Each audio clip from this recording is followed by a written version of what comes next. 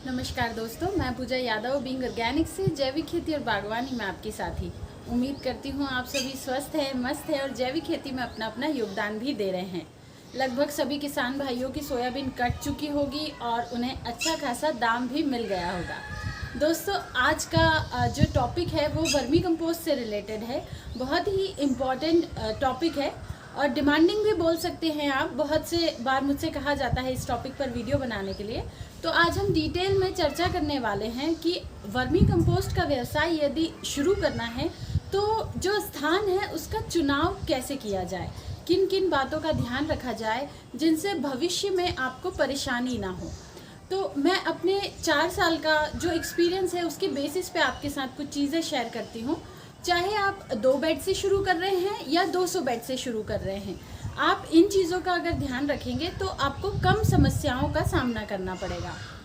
तो सबसे पहली बात आती है, जब भी आप अपने वर्मी कंपोस्ट यूनिट के लिए, अपने वर्मी बेड्स के लिए स्थान का चुनाव करें, ज़मीन देखें, तो सबसे पहले देखिए कि उसमें ट्रांसपोर्टेशन की सुविधा कैसी है।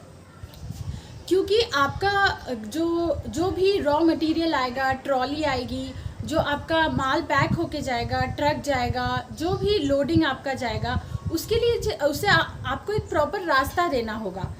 कई बार ऐसा होता है, हमने किसी खेत का चुनाव कर लिया है। खेत का चुनाव कोई बुरी बात नहीं है, कम पैसे में कम लीज पर आपको अच्छा प्रॉपर्टी मिल जाता है। बस आपको ध्यान ये रखना होगा कि कनेक्टिविटी कैसी है, ट्रांसपोर्टेशन कैसा है। वहाँ तक जाने के लिए चाहे रास्ता कच्चा हो, पर वो रास्ता ऐसा तो नहीं है कि बारिश के दिनों में आपके स्थान तक पहुँचना बहुत मुश्किल हो जाए, आपकी खुद की कार, आपकी खुद की गाड़ी वहाँ तक ईजिली चले जाए। तो सबसे पहली चीज़ जो आपको देखनी है वो देखनी है कि ट्रांसपोर्टेशन की सुविधा कैसी है। अगर वो व्यवस्थित रहेगी तो आपका रॉ मटेरियल भी आसानी से आ जाएगा और जो माल आप बेचने वाले हैं उसका ट्रक भी आराम से लोड हो जाएगा। तो पहली चीज़ तो हो गई ट्रांसपोर्टेशन। दूसरी चीज़ आती है पानी। जी हाँ, पानी एक केचुए के लिए बहुत ज़्यादा इम्पॉर्टेंट फैक्टर है। पानी ज़्यादा खारा ना हो, पानी अच्छा हो। फॉर एग्जाम्पल, जिस एरिया में हम रहते हैं वो पेट्रोलियम के आसपास आता है, तो वहाँ का जो वाटर लेवल रहता है, जो वाटर रहता है, उसमें से पेट्रोल का हल्का हल्का सा स्मेल आता है। तो जब मुझे स्थान का चुनाव करना था तो मुझे इस चीज़ का विशेष रूप से ध्यान रखना था कि मैं जहाँ भी प्रॉपर्टी लूँ, जहाँ भी लीज पर ज़मीन लूँ, वहाँ पर पानी अच्छा हो, उस पानी में से पेट्रोल का स्मेल ना आए, ज़्यादा खारा पानी ना हो, केचुए को किसी तरीके की परेशानी ना हो। तो सेकंड पॉइंट जो है वो है वाटर, पानी। आपको पानी की प्रॉपर व्यवस्था देखनी है कि आपको इजीली वहाँ पर पानी अवेलेबल हो जाए और पानी अच्छा हो, पानी किसी तरीके की दिक्कत ना हो केचुए को। क्योंकि देखिए, जो केचुआ होता है उसमें वाटर होता है और स्किन होता है। तो water is very important for earthworms. सबसे इम्पॉर्टेंट फैक्टर उनके साथ में पानी होता है। तो जब भी आप जगह का चुनाव करें तो देखिए कि वहाँ पर आपको अच्छा पानी मिले, हो सके तो मीठा पानी मिले। दूसरा पॉइंट आपका हो गया वाटर। तीसरी चीज़ आती है इलेक्ट्रिसिटी। यस, जो आपकी मोटर रहेगी पानी की, जो सबमर्सिबल रहेगी, उसको चलाने के लिए आपको लाइट की ज़रूरत पड़ेगी। तो इस चीज़ का विशेष ध्यान रखें कि आपके पास में इलेक्ट्रिसिटी प्रॉपर तरीके से अवेलेबल हो जाए, किसी तरीके की परेशानी ना आए। क्योंकि पानी देने के लिए आपको लाइट तो लगनी ही लगनी है।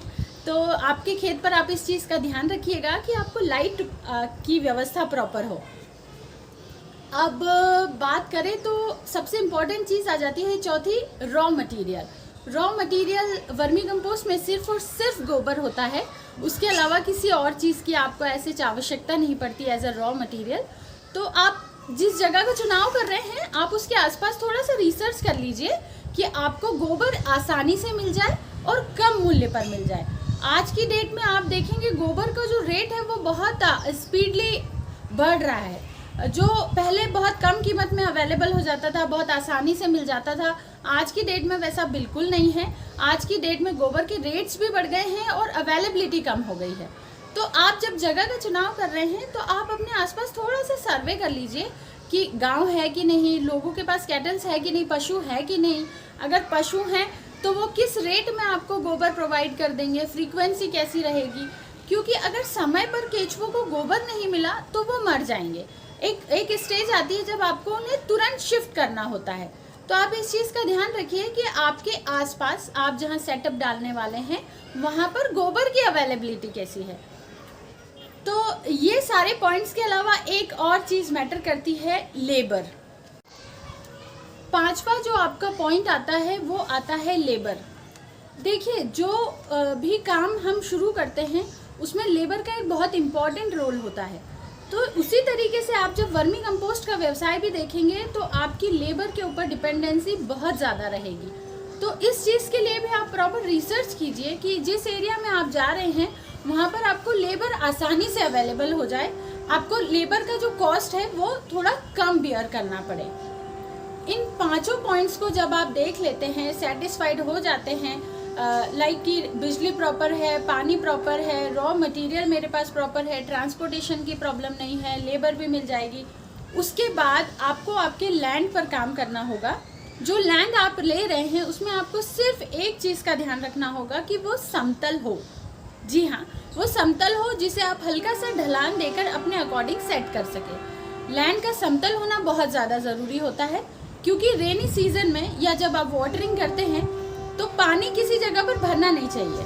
अगर पानी भर जाएगा तो केचुआ उस पानी में गिरकर तुरंत मर जाएगा। अगर पानी में गिरा है केचुआ तो उसका गलकर मरना निश्चित होता है।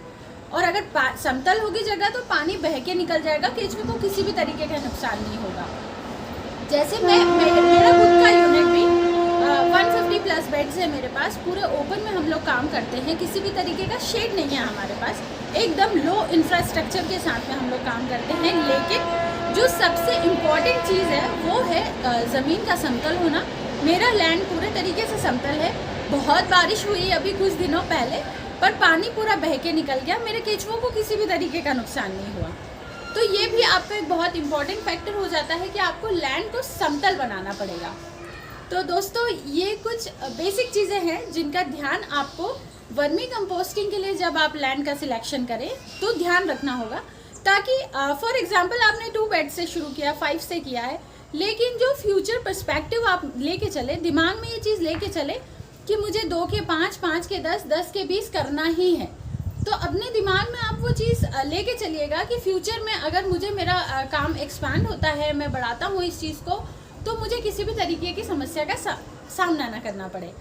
जब हम प्रिकॉशन लेके चलेंगे तो आप ऑब्वियसली इन सारी परेशानियों से बच जाएंगे। दोस्तों, उम्मीद करती हूँ कि आपके लिए ये वीडियो यूज़फुल रहा हो। अगर किसी भी तरीके का डाउट है, कोई क्वेश्चन है मन में, तो आप दिए गए नंबर पर संपर्क कीजिए। मेरी टीम फ्री ऑफ कॉस्ट पूरे तरीके से सपोर्ट करती है, हर छोटी से छोटी जानकारी आपको प्रोवाइड की जाती है। तो अगली बार मिलते हैं किसी और नए इन्फॉर्मेटिव वीडियो के साथ। और अगर आप किसी टॉपिक पर जानकारी चाहते हैं, ऑर्गेनिक फार्मिंग के बारे में जानना चाहते हैं, तो कमेंट सेक्शन में आप बताकर अपना क्वेश्चन लिख सकते हैं। धन्यवाद।